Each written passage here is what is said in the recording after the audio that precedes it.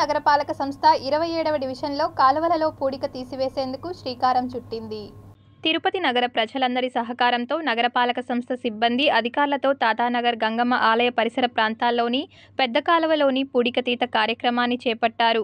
జరుగుతున్న పనులను mayor Sirisha, sanitary సిబ్బంది అధికారులతో కలిసి పరిశీలించారు. ఈ సందర్భంగా తిరుపతి నగరపాలక సంస్థ మేయర్ డాక్టర్ శిరీష మీడియాతో మాట్లాడుతూ, గత వర్షాకాలంలో జరిగిన ప్రమాదాలు, అనుభవాలను దృష్టిలో ఉంచుకొని కాలువలో డ్రైనేజీలలో నీరు పొంగకుండా ఉండేలా పూడికను తీసేందుకు నగరపాలక సంస్థ సిబ్బంది పనులు మొదలుపెట్టారు. ప్రజలందరూ సహకరించి ఓపెన్ డ్రైనేజీలలో ప్లాస్టిక్, చెత్త, వ్యర్థాలను వేయకుండా ఉండడం ద్వారా మెరుగైన సత్ఫలితాలను పొందవచ్చని మేయర్ శిరీష తెలిపారు.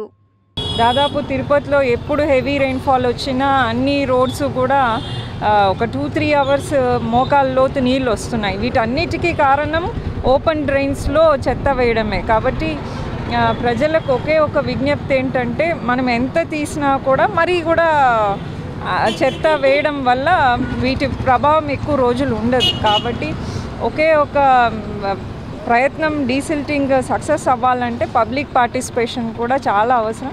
కాబట్టి మీరందరి సహకారంతో ఖచ్చితంగా మన తిరుపతిని ఫ్లడ్స్ నుంచి కూడా కాపాడుకోవచ్చు.